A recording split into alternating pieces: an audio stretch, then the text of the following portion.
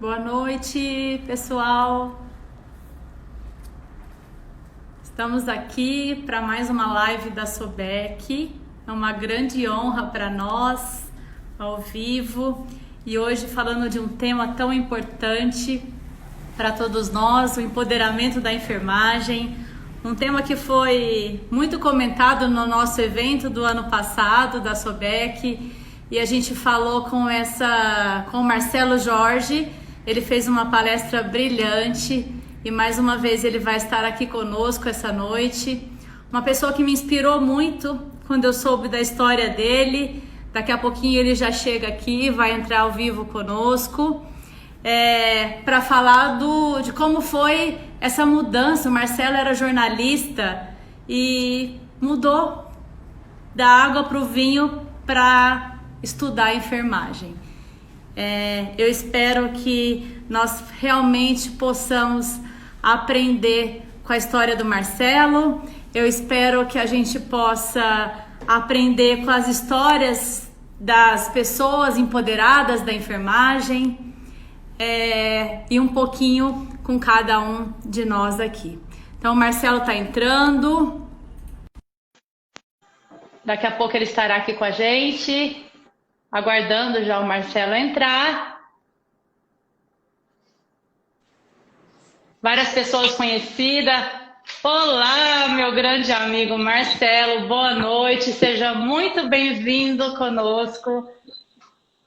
Tudo bem? Boa noite, Giovana. Boa noite, Marcelo. Tudo bem? Boa noite a todos. Que honra estar aqui hoje. A honra é toda nossa receber você aqui com a gente. Nesse momento. Muitas pessoas nos assistindo e aguardando ansiosamente para a gente conversar de um tema tão importante. Nós fizemos durante a semana, Marcelo, colocamos no ar um chat que as pessoas já enviassem perguntas, então eu já tenho vários questionamentos aqui para te fazer. Então acho que nosso bate-papo hoje vai ser quente, né? De um tema que eu adoro e que eu acho que vai ser muito esclarecedor para as pessoas que estão nos assistindo. E eu queria, Marcelo, eu falei que você me inspirou, assim como eu tive outros líderes, pessoas que trabalharam comigo, que eu sinto que a enfermagem está cada vez mais empoderada. E a gente não poderia deixar de passar esse tema no ano da enfermagem, né? Falar de pessoas como Ana Nery, Florence, Ana Nery fazendo aí 200 anos. E eu queria saber, Marcelo, a primeira pergunta que eu te falo, eu tive lideranças inspiradoras e tive lideranças também que não foram tão inspiradoras assim, e a gente cresce com isso. Então, no nosso bate-papo, a gente vai conversar um pouquinho sobre isso. Eu queria saber de você, Marcelo, se você tem algum exemplo de empoderamento para falar para a gente e mostrar o que é o Marcelo, por que você veio até aqui para falar conosco sobre o empoderamento. Deixa eu posicionar melhor a câmera.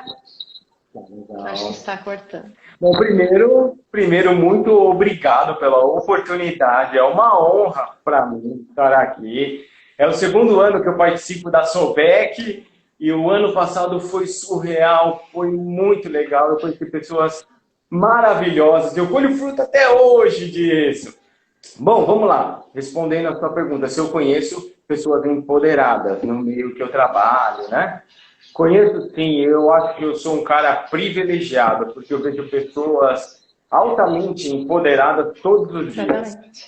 Bom, olha só, Giovana, quando eu estou lá no centro cirúrgico e eu vejo o pessoal da CME, por exemplo, do Centro de Material Cirúrgico, eu também. O pessoal trabalhando com agilidade, com competência, fazendo tudo bonitinho para entregar o mais breve possível material para a cirurgia dos pacientes. Eu acho que isso é empoderamento. Quando eu vejo um enfermeiro que é conhecido aqui na Sobec, porque ele apresenta várias lives, segurando a mão do paciente segundos antes desse adormecer sobre o efeito dos anestésicos, eu vejo que ele se coloca no lugar do paciente e eu acho que isso é empoderamento. Quem conhece meu amigo Anderson, técnico de enfermagem, que trabalha em 2 empregos e ainda vai para a faculdade com um sorriso no rosto? Isso é empoderamento. E todas essas pessoas aqui, todos esses profissionais da enfermagem, para mim já são empoderados. O que a gente vai fazer aqui é um bate-papo para reforçar.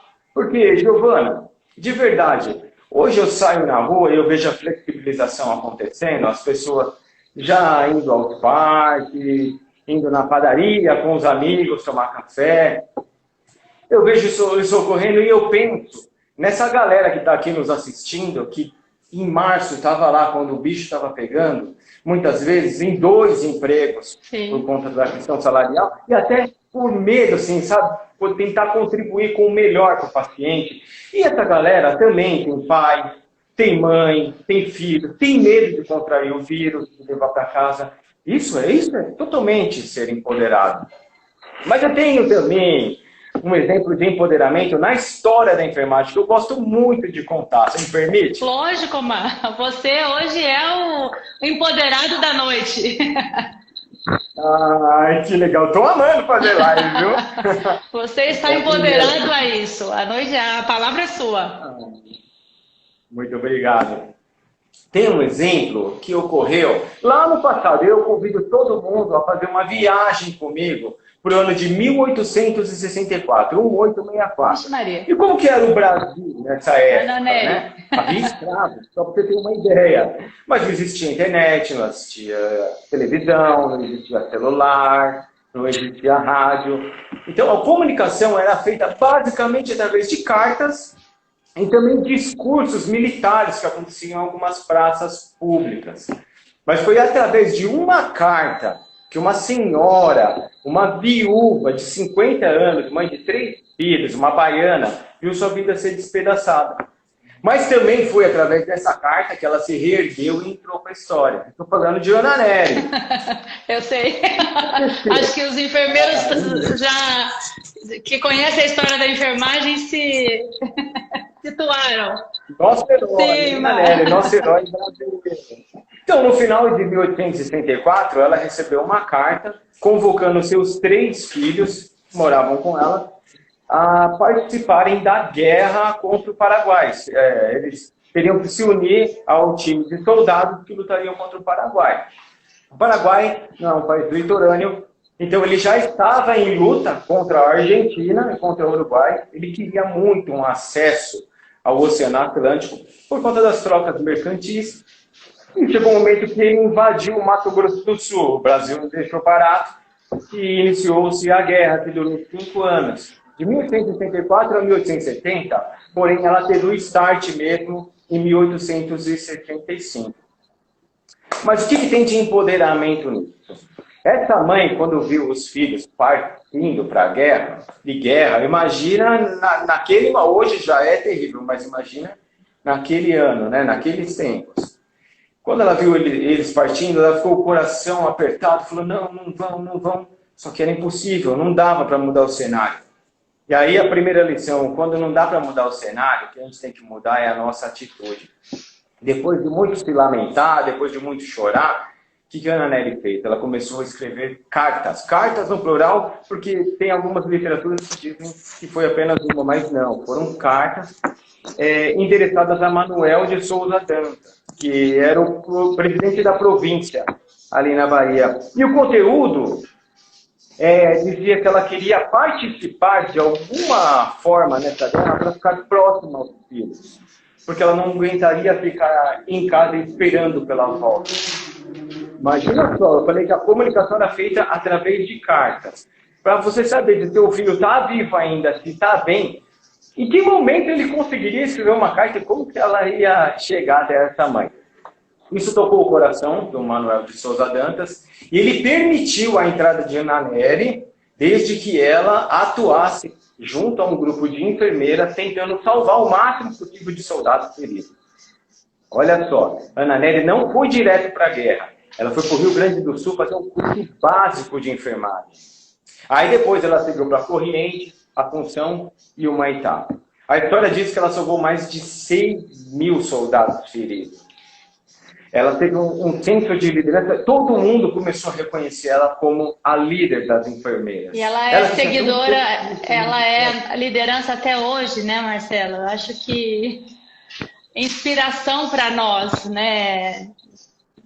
Aqui no Brasil. Inspiração total. Primeiro porque era mulher. Sim. As mulheres até hoje estão lutando pelos seus direitos. O voto feminino no Brasil foi conquistado em 1932. Imagina só a situação dela naquela época. 50 anos, Giovana. Viúva, um cenário de guerra, pouco conhecimento técnico. E você falou uma coisa de atitude, né, Mar? Com isso, ela foi inspiração e o Brasil se uniu, né, com a Argentina e o Uruguai. Então, assim, uma atitude que fez uma mudança de cenário. Eu gostei muito do que você disse. Se você não pode ir contra, você se une e muda um cenário de guerra, né? Eu acho que foi isso que aconteceu. E a gente transportando isso para a nossa prática dentro do dia a dia, nas instituições de saúde, acontece muito disso, né? A gente tem muitas vezes cenários de guerra, né? A gente está aqui na SOBEC, um ambiente de perioperatório, uma área quente, e com isso, muitas vezes a gente não pode bater de frente, né? E até tem alguns questionamentos que vieram em relação a isso. Um deles eu vou te perguntar, é o próximo questionamento, né? O que a gente pode fazer, Marcelo, para contribuir com o empoderamento? Você deu um exemplo aí brilhante, relembrou a história da enfermagem brasileira, e a gente fica até nostálgica, né, relembrando de Ana Nery. Eu sou formada há mais de 20 anos, e sempre que a gente... Você deu um show aí de aula de história da enfermagem para a gente, faz relembrar. E o que a gente pode fazer na sua humilde inspiração, no nosso dia a dia, para contribuir com esse empoderamento da enfermagem atual? Mas o que você falaria aqui para o nosso público que está assistindo? Primeiro que eu amei a pergunta, viu? Maravilhoso.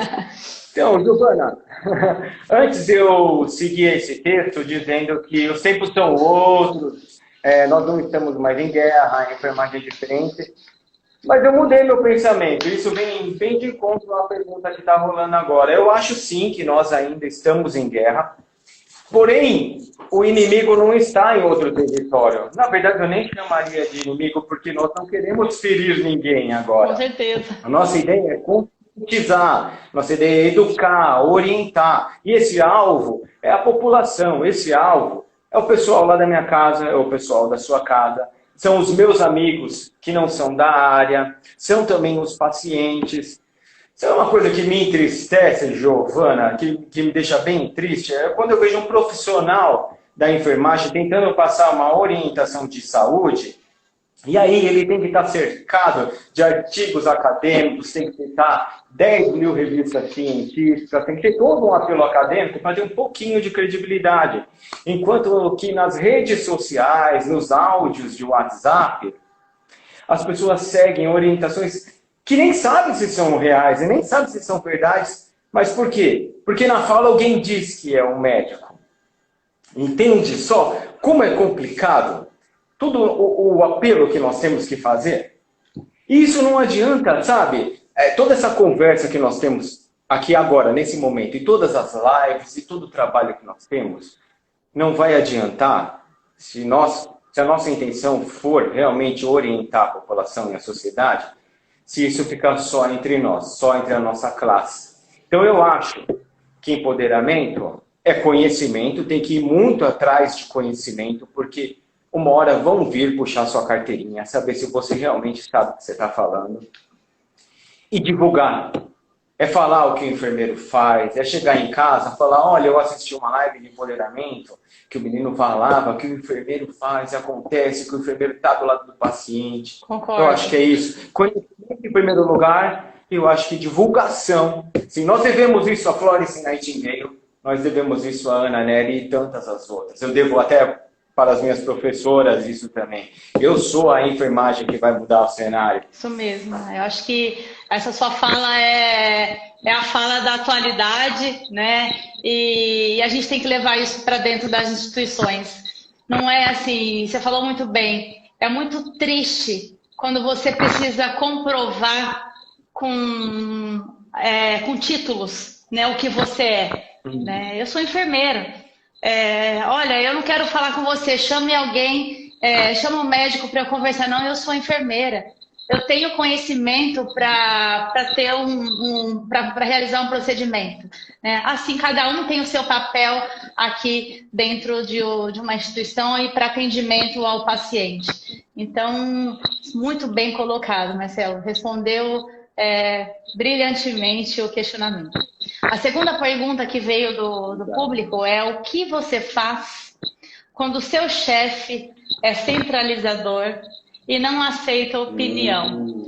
Acho que é uma pergunta que não acontece só nos hospitais, só na área hospitalar. Eu acho que a gente recebeu recentemente a visita de um instituto de psiquiatria, psicologia, até perguntando o que está acontecendo com a enfermagem, Marcelo. Quando eu li esse questionamento, falei, eu vou comentar, porque me veio isso à mente. Ele falou, olha, a gente começou a perceber que a enfermagem está adoecendo por tratamentos disruptivos, né? Eu comentei aqui no início, a gente tem uma área quente, e às vezes não só das lideranças, mas pelas equipes também. E a gente está com o paciente ali, às vezes anestesiado, e com a vida dele nas nossas mãos. E aí o que a gente faz? Será que isso é insegurança desse profissional? Será que, né, o que você pensa a respeito? Vamos ouvir a sua opinião. O que fazer quando o seu chefe é centralizador e não aceita a opinião, é isso, né? Exatamente. Bom, isso me lembra muito aqueles livros que mostram a diferença entre o líder e o chefe, né? Um gestor centralizador possui quase sempre insegurança com a sua equipe. Isso é péssimo. Ele tem medo de delegar tarefas, de delegar funções, de acreditar que a equipe é competente. E isso é muito desmotivador, não é verdade? Tem aqueles ainda que são centralizadores perante a instituição porque querem passar uma mensagem de que eu sou o mais útil da empresa. É muito mais... É importante você me manter na empresa porque eu faço tudo isso. Isso é terrível para a equipe e é terrível para ele, porque já vai chegar um momento que ele vai adoecer. Bom, para quem fez essa pergunta, tem uma orientação de acordo com a minha vivência. Vá com calma. Mostre a consistência das suas ideias, dê feedbacks positivos quando ele realmente manifestar confiança no time, quando ele dá a oportunidade para as pessoas falarem e participar. Tente dividir algumas tarefas e responsabilidades, não espere ser convocado, se apresente. Eu acho que essas são dicas valiosas para você quebrar um pouco disso e até melhorar, sabe, a situação desse gestor centralizador. Eu quero aproveitar o gancho, Giovana, já que eu estou falando de equipe, e aí eu lembro de união. União faz a força, né? Eu não posso deixar de falar, porque nós estamos aqui falando de empoderamento, não é verdade? Lógico, Marcos. Nós temos tantas lutas, a enfermagem está lutando há tanto tempo, por exemplo, por um piso salarial melhor. Sim. Nosso piso salarial não é unificado, né, Giovana? A gente está falando disso em São Paulo. Imagina no Norte, Nordeste. A gente tem campanhas e as pessoas não participam, né, Mário? Não sei se... Isso mesmo, Giovana. Tem uma PL, um projeto de lei que está ativo desde o comecinho do ano, e ele visa debater esse assunto, ele visa lutar pelo aumento salarial. E eu tomei o cuidado de entrar no domingo, é a Lei 25.6420. Se alguém agora quiser anotar, se quiser votar, nós da enfermagem Sim, precisamos. as pessoas não participam. A gente... Não participam, entendeu por quê que não participa, Giovana? Porque eu tomei o cuidado de entrar domingo e nós somos 2,3 milhões de profissionais da enfermagem, entre técnicos, auxiliares e enfermeiros. E eu vi um pouco mais de 400 mil assinaturas. 400 mil pessoas que votaram. Estava conversando com a Renata Pietro outro dia, com as pessoas que né, muitas campanhas que são lançadas até para que a gente tenha uma força maior, 30 horas de enfermagem, o piso salarial, e a gente precisa dessa força, desse empoderamento para a gente mostrar realmente qual é a força da enfermagem, né? Cada vez mais, muito pouco. Inscritos é muito pouco, sabe por quê? Ela não é restrita ao profissional de enfermagem. Eu votei, minha esposa votou, minha sogra votou, pessoas que nem são da área. Então, 400 mil, quanto será realmente que são profissionais? E aí eu fico pensando, né? Será que esse povo está pensando que a situação... Agora eu vou dividir um pensamento meu. Será que realmente o pessoal da enfermagem está pensando que a vida vai ficar muito melhor depois que chegar a vacina do Covid? A situação vai ficar melhor para o enfermeiro? Eu lembro do Luiz Henrique Mandetta ainda, do Ministério da Saúde, quando ele soltou a frase que não existe saúde sem enfermagem. Exatamente. Aí tiveram umas palmas. Eu fiquei muito feliz, de verdade eu fiquei, mas eu fiquei ainda mais contente quando o Manuel Neri se manifestou na Semana da Enfermagem. Sabe por quê? E isso, o presidente do COFEM. Sabe por quê? Ele falou, nem só de palmas. A enfermagem merece muito mais do que as palmas. Elas são bem-vindas, mas a enfermagem merece... Muito bem lembrado, Marcelo. Porque assim, eram só palmas no mundo inteiro e não é só disso que a gente vive. E nem heroísmo, né? Eu costumo falar, nós não somos heróis. A gente fez um juramento, né? E o nosso juramento, a gente promete cumprir o nosso papel desde a concepção até a morte de um paciente. Então, assim, não é heroísmo nenhum a gente cuidar do paciente. A gente está ali para isso. Então, se a gente levanta todos os dias, enquanto as pessoas podem ficar em casa, para que a gente tenha o isolamento, para que a gente contenha uma pandemia, é por amor à nossa profissão e é um empoderamento. A gente está ali cumprindo o nosso papel. Isso não é um ato heróico, né? É um heroísmo por ser um ato de amor, de uma escolha que a gente fez. Né? Então, muito bem lembrado. Exatamente esse é o meu pensamento também, Marcelo. E ao longo da história, sabe o que me deixa assim? É a minha militância convocar, sabe, o pessoal da enfermagem para estudar cada vez mais, para estar preparado para provar o nosso valor. É porque ao longo da história a enfermagem já esteve presente nas principais doenças e ainda assim a população esqueceu do que nós somos capazes. Sabe? Lá em 1814 a 1824, teve um número super expressivo de mortes por cólera no Brasil. E a enfermagem estava presente do lado desse paciente. Em 1917 a 1918, foram 50 milhões de mortos com a gripe espanhola, e a enfermagem estava do lado desse povo.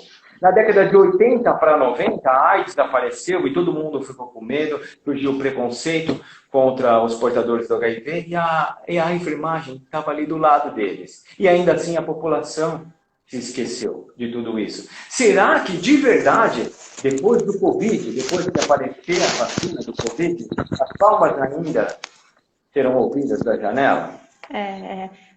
Agora a gente a enfermagem está na moda, mas existem outros profissionais trabalhando assim como a enfermagem, né? A gente não pode deixar de lembrar, né, Marcelo? Acho que todos nós que estamos ali na linha de frente, e quem não está na linha de frente também lutando aí para que a gente esteja. Então, assim, você lembrou bem, nós temos uma família, nós temos um amor na nossa casa, nós temos outros papéis que não só de sermos enfermeiros, e tudo isso deve ser lembrado no nosso dia a dia, né? Não como um ato heróico, mas como nosso papel de cidadãos, de profissionais, e familiares, pais, mães, amigos e tudo mais que nós somos.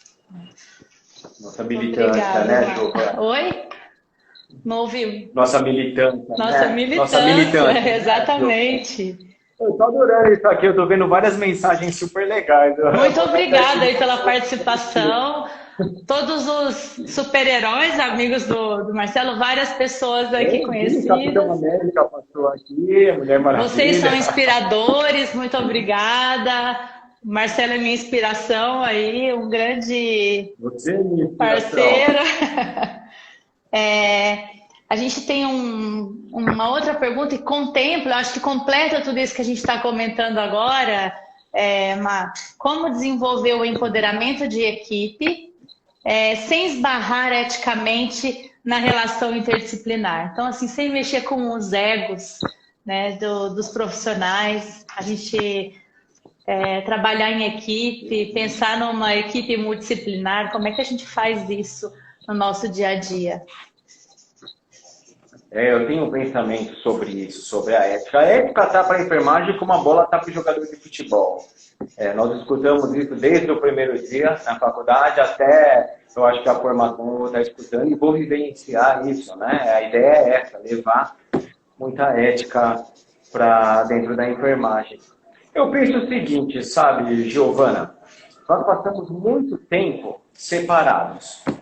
Quando o paciente vai no seu hospital ou vai no hospital que ele confia a vida dele que aquele lugar vai trazer melhoria. E nós fizemos um juramento de enfermagem, como você colocou aí no comecinho, eu lembro que você falou do juramento de enfermagem, onde tem um pedacinho ali, ó, quem quiser, quem puder, dar uma pesquisada no juramento de enfermagem, que nós estaremos junto às equipes de saúde para o melhor, para prover o melhor para a população. Eu entendo que ele precisa de uma equipe total, fisioterapia, precisa dos médicos, precisa da enfermagem, e que nós temos muito a contribuir, que podemos fazer o nosso papel com excelência, sem invadir o espaço do outro. Sim. Dá para todo mundo brilhar nesse lugar, e assim, a estrela maior é o paciente. Quer ver um exemplo? A observação. O enfermeiro é a pessoa que é o profissional que passa mais tempo ali do lado do paciente. Você já ouviu dizer que alguns pacientes têm medo dos médicos, às vezes? Demais! Eles mentem para os médicos, né? Eles mentem. Ai, olha só, doutor, eu comi só um pedacinho de chocolate. Eu comi só um pouquinho de coca. E aí o que acontece? O enfermeiro, sendo aquele profissional que está lado a lado ali com o paciente, é ele que vai chegar próximo, que vai sentir o cheirinho da Coca-Cola, é ele que vai observar no cestinho do lixo a latinha, que vai ver a relação do paciente junto à sua família, junto ao acompanhante. Isso tudo pode contribuir demais para o tratamento do paciente. Todas as informações que o enfermeiro vai levar apenas com a observação. E até o Vinícius está comentando aqui, o papel mais importante do líder é aproximar as áreas, né? O papel da enfermagem é muito isso, de unificar as informações em prol de um bem comum, que é a assistência ao paciente, né? A gente tem ali, aí eu volto de novo, ali o famoso bate-mapa. Quem que gerencia, quem toca o bate-mapa é o enfermeiro. O enfermeiro pega várias informações ali para fazer uma previsão e uma provisão para que a gente tenha melhor assistência ao paciente, de diversas áreas. E aí, engenharia clínica, farmácia, serviços gerais, para que a gente realmente preste a melhor assistência. Você falou isso. Às vezes o paciente mente para o médico com medo de um contato. Olha, qual foi o horário do jejum?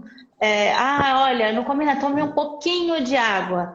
E quando você vai ver, olha, a mãe deu duas caixinhas de suco de laranja para o paciente. E aí a gente tem que fazer todo um contexto de costurar as informações para que a gente não prejudique a assistência ao paciente.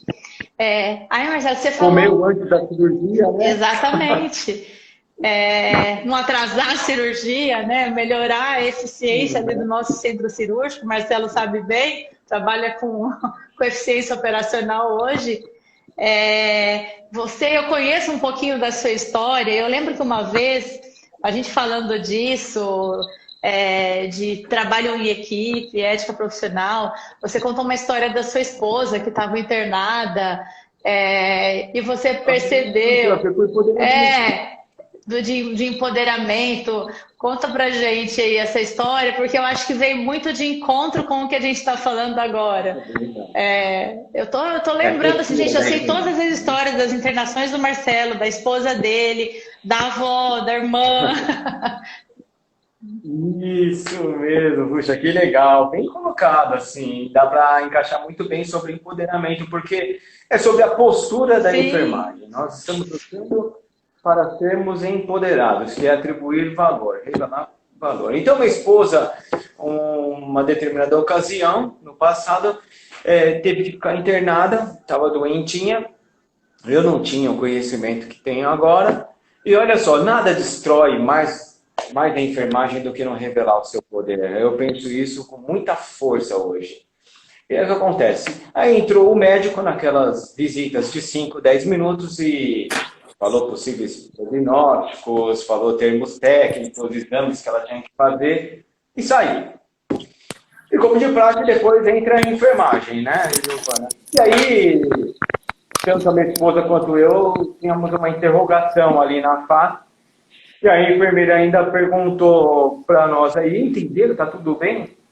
E eu disse, claro, não entendi nada, não entendi bulhufa, se você puder me orientar. Em vez de ela mostrar o seu poder, mostrar todo o seu conhecimento, se empoderar ali, explicar, educar, tem respaldo científico, respaldo técnico, legal, para nos orientar. E isso acontece muito. O que ela fez?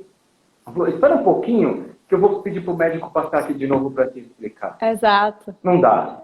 Se a gente está falando de empoderamento, esse comportamento tem que ser mudado. Outro comportamento assim, que destrói a nossa ideia de empoderamento. Exatamente. Sabe? Algumas práticas que não podem mais acontecer. Sabe? Reposicionamento do paciente, de 2 em 2 horas. Às vezes acontece 2 vezes no dia, dá uma lesão por pressão. Sabe? Checou, anotou, trocou plantão, não fez a medicação. Inalação. Falou que fez, anotou que fez, o paciente disse que não. Isso é nosso, né, Marcelo? Isso é o papel da enfermagem. Eu lembro que você me contou essa história da sua esposa e eu falei, poxa, por que eu tenho que pedir para o médico dar uma explicação se eu tenho esse conhecimento para isso, né? E é o que a gente comentou assim, eu tenho esse poder. Não tem essa aqui, tem que ser a figura do médico. A gente tem que mostrar esse conhecimento e que a gente está ali no tete a tete e mostrar por que a gente está apto a prestar aquela assistência. E a gente consegue hoje falar de farmacologia, né? A gente tem ali os certos para medicação, os momentos, quem está próximo ali ao paciente antes dele dormir somos nós. Da anestesia. Então, obrigada, Marcelo, aí, por esse depoimento.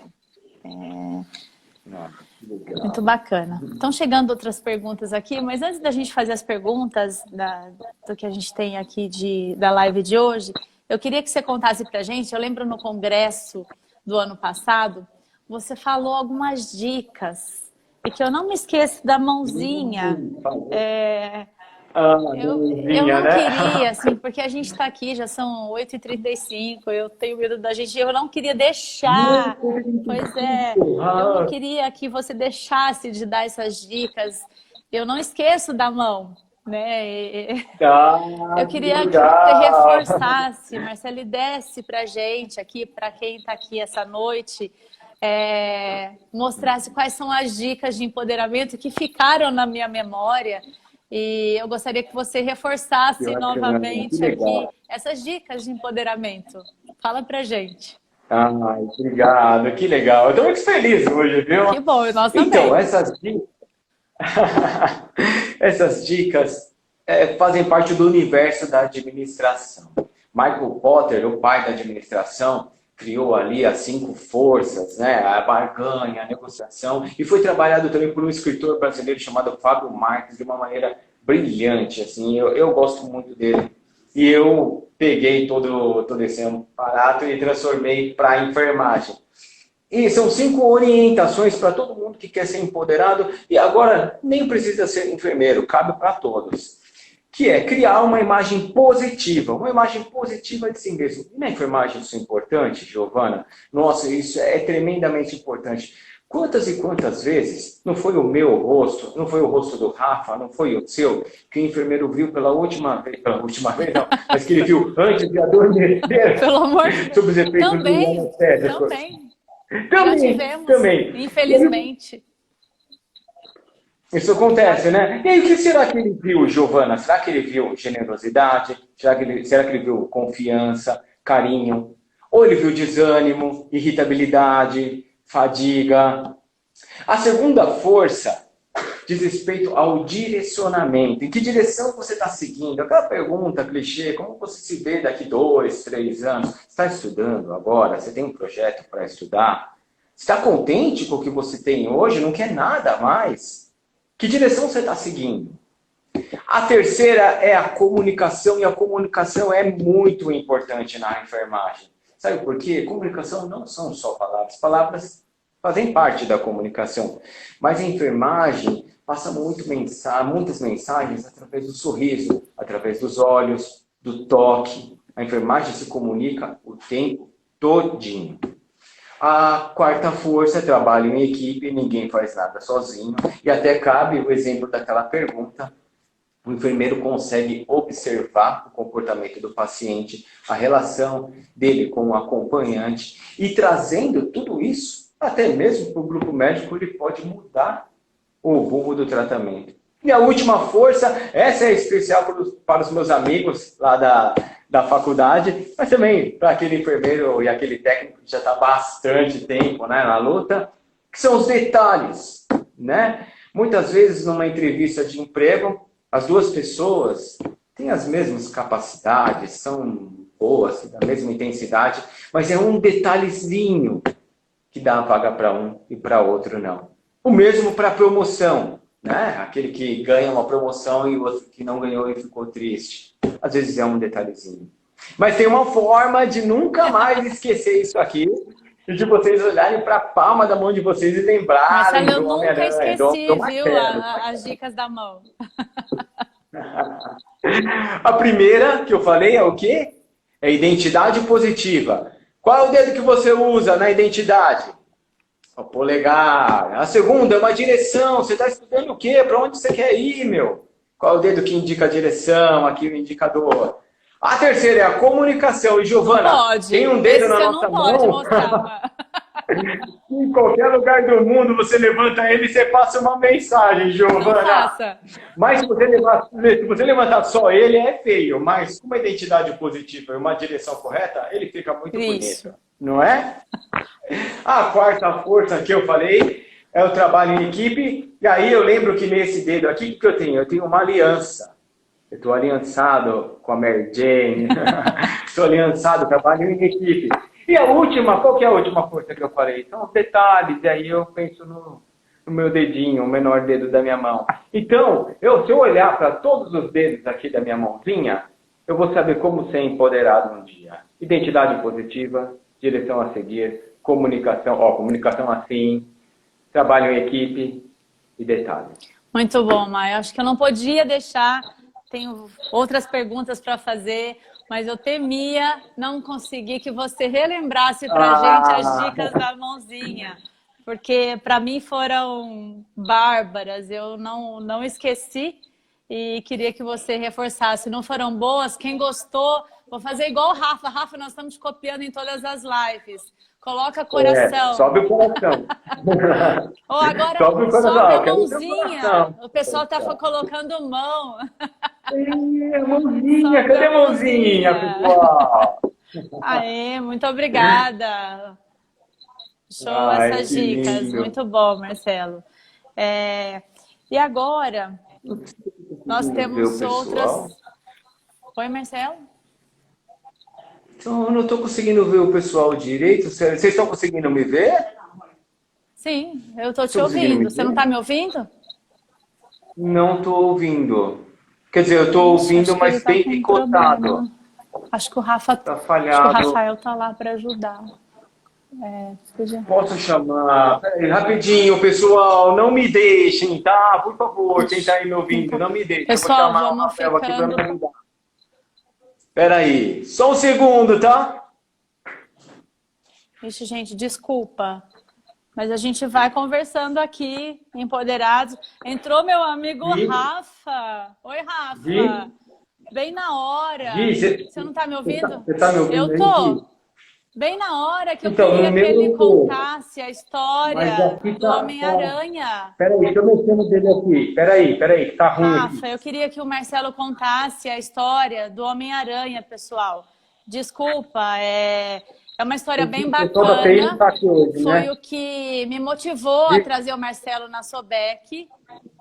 E eu queria que ele contasse pra gente a história do Homem-Aranha, porque que a gente colocou a foto do Homem-Aranha na live. E a gente está com falha técnica aqui hoje. Desculpa. Você tá me ouvindo, Rafa? Peraí. Tô te ouvindo, deu uma tampada aqui na tela. Peraí que eu vou chamar os nossos super-heróis da TI aqui para ver se a gente resolve isso. Eu vou chamar alguém aqui, que eu não tô conseguindo. Pera um pouquinho. Ai, Vanessa, vê se consegue ajudar. Ai, Ah! que bom! Que bom, eu sabia que você Voltei! estava na pegadinha, Marcelo. Ele voltou. Aqui, Spider na área, pessoal! Come on! Muito bom, Mar. E eu queria que você contasse essa sua paixão pelo Homem-Aranha e como é que foi o meu convite, por que que eu me inspiro tanto em você. Conta a sua história inspiradora, por que que você resolveu largar o jornalismo para fazer enfermagem aí nesses 15 minutos e agora é com você, Homem-Aranha. Deu 15 minutos. Vamos lá, vamos falar de Spider, o personagem da minha vida, né? Bom, Giovana, a minha história começa lá em 1982, em agosto. Assim que eu nasci, eu fui entregue aos meus avós. Eles já criavam minha irmã, fruto de um outro relacionamento da minha mãe, que acabou não dando certo também. E era muito legal ser criado com eles. Meu avô gostava muito de super-heróis e eu creio que todo esse meu carinho tenha nascido ali com ele. Moravam também duas tias comigo, que me ajudaram muito na minha criação. E o que acontece? Olha só, eu até penso naquela lei da atração, porque quando eu era criança, eu desenhava muito sobre o Homem-Aranha e eu fazia desenhos, Giovana, do Homem-Aranha adulto, com a maletinha, voltando para casa com seus filhos. E no meu desenho, eu era o Homem-Aranha. Ele tem teia, viu, gente? Tem alguém falando que você não é Homem-Aranha porque não tem teia. Ele tem. Ah, tenho teia, depois eu posso provar. Então, o que acontece, Giovana? Eu fazia desenhos e sempre que se aproximava um adulto perto de mim e fazia aquela pergunta clássica, né? O que você quer ser quando crescer? Eu respondia de bate-pronto. Eu vou ser o Homem-Aranha. Você acredita que eu falava isso? Eu vou ser o Homem-Aranha. E eu ficava assistindo os filmes e ficava assistindo os desenhos e tinha os quadrinhos do Homem-Aranha. Minha casa era rodeada de super-heróis. O Homem-Aranha, é claro, era o que eu mais gostava, né, Giovana? E o que acontece? Depois de algum tempo, depois de assistir muitas vezes o mesmo filme e os desenhos, eu assisti aquele clássico Homem-Aranha 2, que tem aquela cena que ele para o trem. Para quem é fã aí, quem é nerd, vai lembrar muito bem que ele para o trem logo de manhã, ele está lutando com o Dr. Octopus. E aí as pessoas estão lá, todas desanimadas, estão indo para o trabalho, com as maletinhas. O que puder rever, esse filme é fantástico. E depois de ver tantas vezes só com o olho no herói, teve uma certa vez que eu tive um insight e comecei a olhar para os figurantes, para o elenco de apoio. E para minha surpresa, eu reconhecia parte da minha família núcleo ali, dos meus amigos, dos meus vizinhos.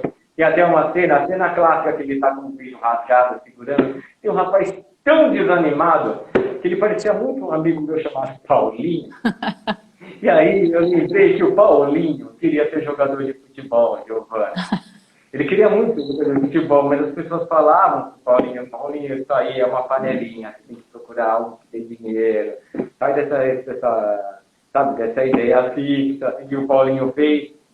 Paulinho se tornou auxiliar administrativo, nada contra, mas assim, é muito distante do sonho que ele tinha. Essas eram as histórias que eu cresci ouvindo. Pessoas que abriam mão facilmente dos seus sonhos por conta do dinheiro, por conta da recompensa, por medo do que os outros iam pensar. E eu não queria ser nenhum desses seguranças, eu não queria ser o Paulinho, eu queria ser o Homem-Aranha. O cara que chega e faz acontecer, que rouba a cena. O cara que roubou o escudo do Capitão América. E eu consegui, eu me tornei o Homem-Aranha. Mas antes, Giovana, acontece, eu também fui um figurante em certo momento da minha vida. Bom, eu me formei em jornalismo, trabalhei no jornal por 16 anos. Muito bom, eu só tenho a agradecer, consegui comprar minha casa, juntar meu dinheirinho, fazer faculdade, uma pós. Mas depois de um tempo, o que aconteceu? Eu me peguei trabalhando naquele módulo automático de vida, sabe?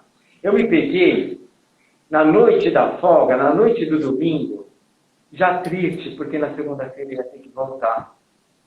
Eu já não estava mais empolgado, mas eu tinha tanto medo de mudar, Giovana.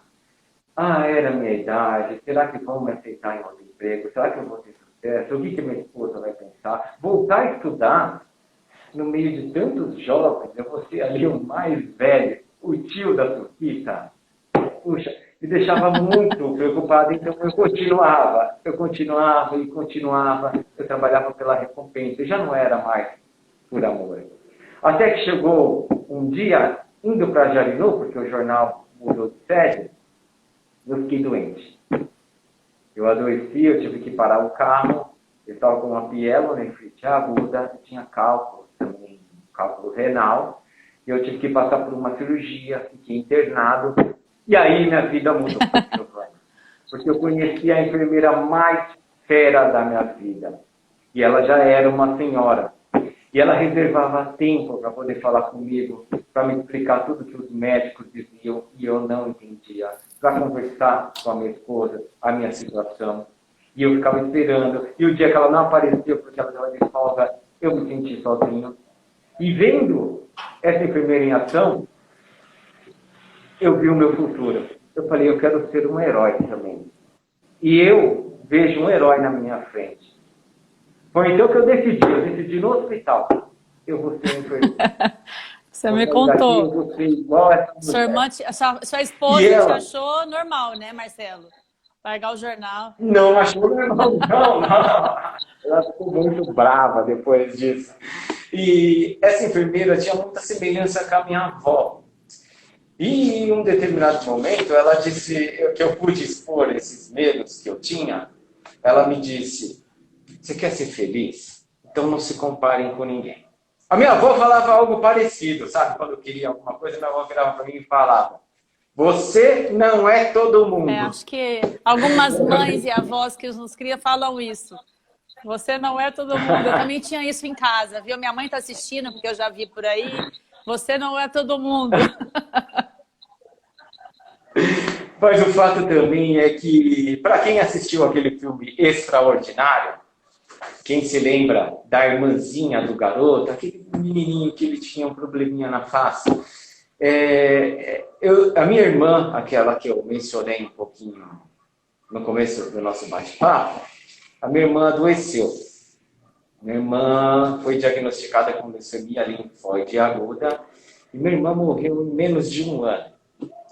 E naquele momento, os meus avós fizeram o melhor que eles podiam, só que como minha mãe não era presente, eu também não tinha, sequer, até hoje eu não sei nem o nome do meu pai, eu me senti um pouquinho desamparado, sabe? Porque toda a atenção foi voltada, e tá certo, toda a atenção foi voltada para a minha irmã, mas eu me senti um pouquinho de lado e eu ficava triste, eu chorava escondido e eu tentava chamar a atenção. Mas eu também não sabia o que estava acontecendo, sabe, Giovana? Nem minha irmã sabia. Então, minha irmã acabou falecendo, e aí eu conheci o câncer, foi dessa forma. E minha avó, depois disso, depois desse episódio, se aproximou de mim e disse que escutava todas as vezes que eu chorava e que ela seria a mãe que eu precisava e que ia me ensinar a ser feliz. E ser feliz era algo que eu devia a ela. Quando essa enfermeira se mostrou diante de mim sendo herói, sendo o que eu queria ser para ser feliz, eu falei, eu devo isso para minha avó também. Então foi o que eu fiz, saí decidido que ia ser enfermeira. Mas eu tinha que falar para a baixinha, para minha esposa. Eu sei que tem. Depois a gente cai. Tá, não, vou contar rapidinho. Então eu tive que chegar aí e passar pela minha esposa, o obstáculo mais difícil. E é claro que ela não entendeu logo de cara. Ela falou, você tá maluco, lembra que ela achou cara. Isso é efeito das drogas, da medicação. Esse é efeito do que você tomou lá, os benzodiazepínicos. Você tá maluco, rapaz. E ela não aprovou e eu continuei no jornal por mais um tempo. Só que a imagem já estava em mim, porque eu já estudava, eu já sabia tudo a respeito, eu via vídeos, eu escutava. E a minha mulher, ela queria casar, então ela tinha medo. Puxa, ele vai mudar de profissão agora, mais um tempo sem casar. Foi quando eu cheguei em casa, essa aqui eu tenho que contar. Eu cheguei em casa e falei, amor, vem cá, por favor. Chamei ansioso, né? Aí ela veio, que foi, meu bem? Já escolheu a data do nosso casamento? Eu disse, não. Hoje eu vou te ensinar o sistema renina, angiotensina, aldosterona. Porque eu tinha que passar as informações, senão eu não ia conseguir aprender. Depois foi o aparelho digestivo, respiratório, circulatório. Ela também se tornou uma perita. Aconteceu que depois ela entendeu que eu precisava mudar, eu precisava resgatar toda aquela energia, a motivação. E foi a minha esposa que encontrou o Einstein. Então, já o jornal passava por um momento delicado, eu consegui conversar com o meu gestor, ele me demitiu. E aí depois eu ainda trabalhei numa empresa durante um período, uma empresa super legal, eu tive super amigos também que eu guardo no meu coração. E aí sim, que eu consegui guardar um dinheirinho para essa aventura, eu entrei para a enfermagem. E olha só, peraí, eu tenho que contar como é que eu me tornei uma Homem-Aranha, né? Logo que eu entrei para a enfermagem, eu postei uma foto de jaleco e disse, futuro enfermeiro. E aí, Giovana, porque eu uso muitas hashtags do Spider-Man, me apareceu um convite para fazer parte de um grupo de pessoas que se vestem de super-heróis, vão visitar as crianças na Oncologia da Santa Casa, do Albert Einstein, de várias UBS. E só faltava um herói, o Homem-Aranha. Eu acredito. Eu não acreditava. Eu falei, nossa, me tornei o Spider. Tinha que acontecer. Nada é por acaso, né? Nada é por acaso, Mar. E foi assim que eu virei o Homem-Aranha. E eu falei para o pessoal, né? Fiz muita propaganda que a sua história é inspiradora. É uma pessoa realmente empoderada para todos nós. Eu adorei.